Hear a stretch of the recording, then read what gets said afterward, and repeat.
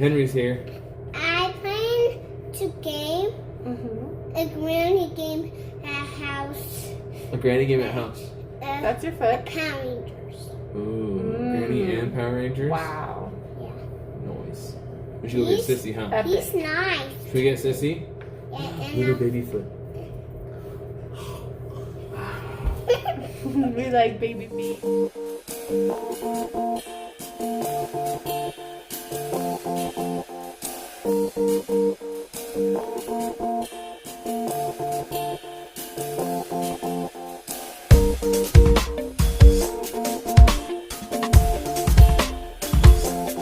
Hi, friends. Hey, everybody.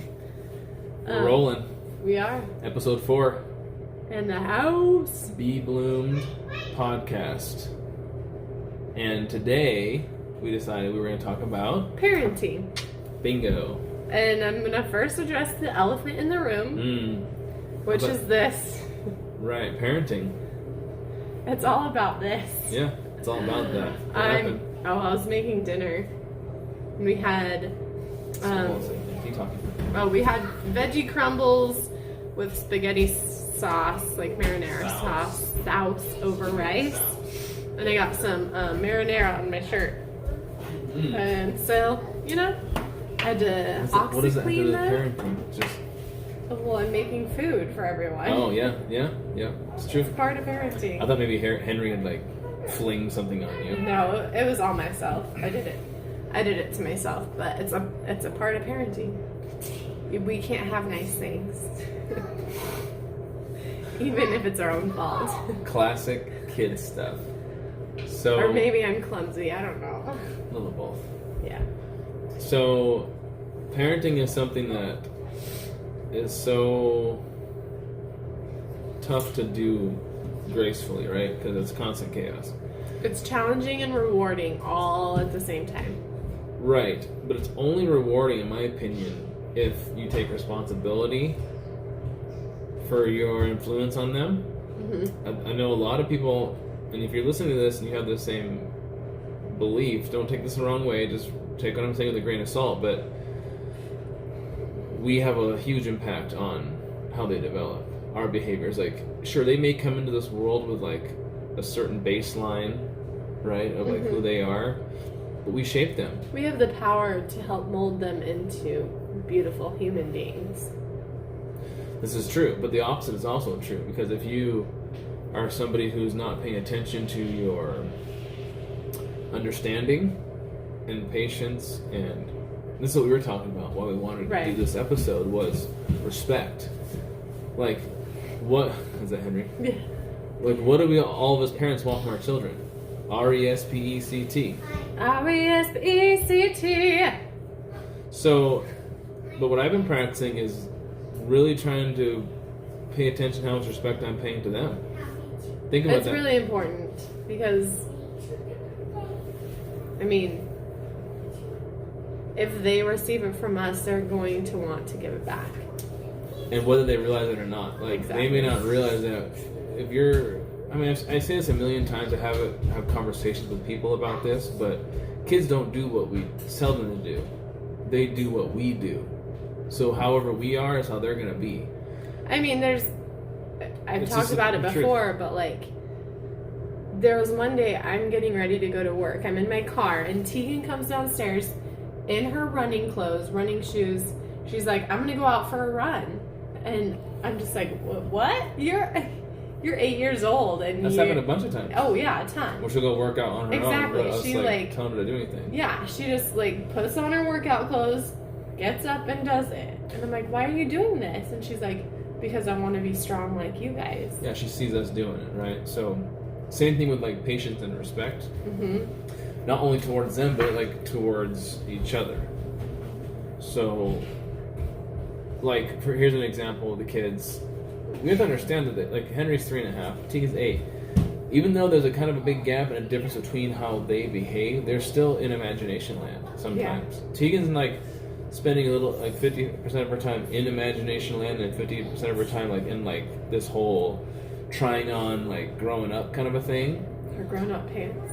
But if you apply understanding to what they're going through, we can be more patient, like understanding why they act like with Tegan, she's so articulate, we forget how little she really is. Mm-hmm. And so we view her as older because she is mature and she can speak eloquently already, like you. But then thank you. But then she'll slip into these like really baby modes where she reverts to the crying and fits and. But in the past, I'd be like, "What are you doing? Knock it off!" Like because like you think that they have this new baseline of maturity, but it's not going to stay there. They're going to kind of like dip in and out of it, and when they dip down, we have to not be going crazy about trying to keep them. It's not going to be a linear progression of maturity. It's going to be like the stock market. It's going to do this as it goes up. So we as parents have to pay them the respect to understand and what also they're going through. Try and think back to when you were their age. It's like tough. what were you doing? Like how all kinds of crazy stupid right. Crap. And so you have to take a second and reflect back and be like, okay, when I was 8, what was I doing? Like right. How did you see the world? And we have to help them understand the things that they're going through and help maneuver them through life. Yes. Yeah. And another example of like respecting them. For example, how many times have they been like watching TV or like on a device watching YouTube or playing a game? Yeah, okay, get off. Get off the phone, right? Well, think about that. If you were an adult sitting there watching like something on Netflix or... And you had 5 minutes left and you're like, wait. And someone's like, get off, turn your show off. Right. What happens? We would be very upset. Yeah. So we try to let them finish. It depends, I understand that sometimes we have to go places and hey, shut it off, we gotta go. We gotta go now. That happens sometimes, but like when there's no deadline and we want them off the phone, we'll say, hey, when that is done, let's turn it off. So little bits of respect like that. Or being like, shut it down. You can stay on for 5 more minutes and then you can be done. Or Yeah, like see, like yeah. Not be so barking commands and decrees, right? So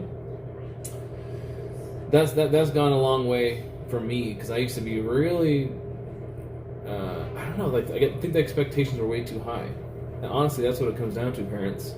Is our expectations can get really high because we have this adult mindset. And like when I was in college, I had these professors, and I can't tell you how many times me and my classmates would be like, I wish they just could remember what it was like to be a student. To be a student and not understand this material, because I felt a lot of times like they were teaching it to a classroom of professors. Peers, yeah. So that's an example of how we treat with our kids. Like we have to remember, they're not professors, they're students. So we should, I hope that makes sense. I think we should treat them like that accordingly. And, patience. But a big tool for me for overcoming that. See, Kayla's always been pretty damn patient. Sure, every now and then. Fault. Like, sometimes I'm too lenient. Yes, I don't set boundaries. But I think gotten better. Yeah, we've both been working to be the best parents that we can be. So you have been widening your boundaries. And I've been tightening my boundaries in terms of like, am I saying that right? I'm tightening mine, you're expanding yours. You're tightening your boundaries and that makes a lot of sense. So it's all about expectations, right? Because if we have certain expectations that are unrealistic for children and they inevitably don't meet those expectations, we're going to be frustrated, wondering what's wrong, why can't I get through these kids? But just remember, telling them to get off their phone and you being off your phone are two different things. Right. If you're sitting there telling a kid to not be on their device and you're like on your device, they're gonna be like, wait, why am I doing this when you're not? Too hypocritical, right? Yeah. So be patient, be respectful, be kind. Work towards being graceful through the chaos. And they'll pick up on that. Mm-hmm. So for us, parenting and our relationship,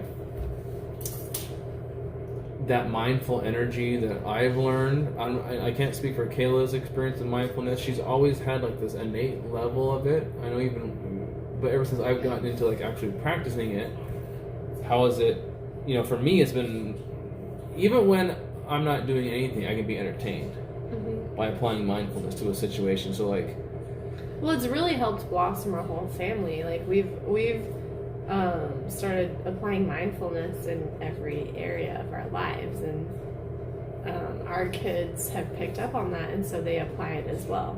And in parenting, it's a huge deal. Being mindful of when your parental identity is kicking in and your expectations are too high and to lower yourself. Learning to let things go. Like, we all have this tendency to want to, like, control them in the moment. Like, stop the behavior in the moment so it doesn't happen again in the future. But sometimes we have to remember that kids are kids. There's certain things we have to go crazy over because that's going to damage them more than just kind of being more patient. So, mindfulness, parenting, being respectful to each other and your kids helps your whole family to be bloomed. Be bloomed. Love you guys. Mwah. Bye. Oh, you want to do it? Okay. See, be bloomed. Be bloomed. Say it louder. Like this.